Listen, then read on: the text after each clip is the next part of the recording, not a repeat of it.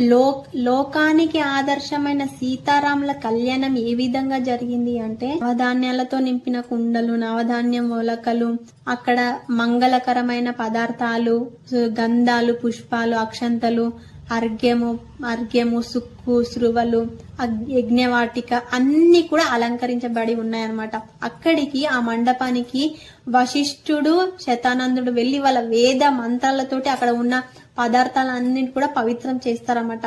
ఆ పవిత్రమైన జలాలతో, ఆ పవిత్రమైన అక్కడ ఉన్న వస్తువులతో వాళ్ళ అన్ని ఏర్పరిచిన తర్వాత మండపానికి రామలక్ష్మణులు, భరత శత్రుఘ్నులు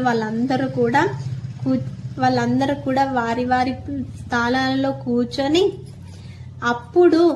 అప్పుడు జనక మహారాజు అందరికి కూడా కాళ్ళు కడుగుతాడనమాట. ఆ కాళ్ళు ఏ విధంగా కడుగుతాడు అంటే, జనక మహారాజుకు తెలుసు రాముడు ఎవరు అని. ఆ పరమాత్మైన రాముని పాదాలు కడుగుతూ ఉంటే ఎంతో ఆనందంతో ఉప్పొంగిన మనస్సుతో కడుగుతాడనమాట.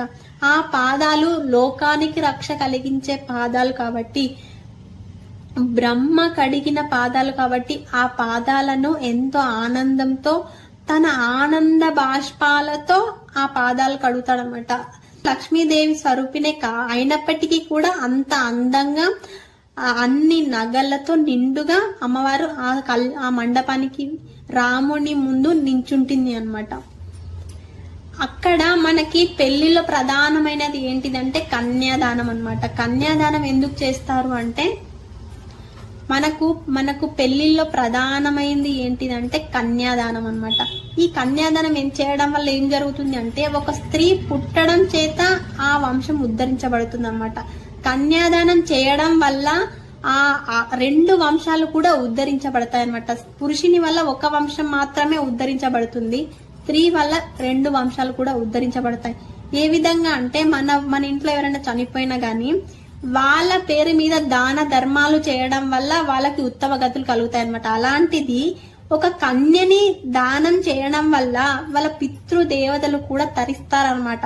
అందుకని మన సనాతన ధర్మం కన్యాదానం చేయాలి అని చెప్పేసి చెప్తుందన్నమాట. వారు లక్ష్మీదేవి స్వరూపినే అయినప్పటికీ కూడా అంత అందంగా అన్ని నగలతో నిండుగా అమ్మవారు ఆ మండపానికి రాముని ముందు నించుంటుంది అన్నమాట. రాముని ముందు నించుంటుంది. అక్కడ మనకి పెళ్లిలో ప్రధానమైనది ఏంటిదంటే కన్యాదానం అన్నమాట. కన్యాదానం ఎందుకు చేస్తారు అంటే, మనకు పెళ్లిల్లో ప్రధానమైనది ఏంటిదంటే కన్యాదానం అన్నమాట. ఈ కన్యాదానం చేయడం వల్ల ఏం జరుగుతుంది అంటే, ఒక స్త్రీ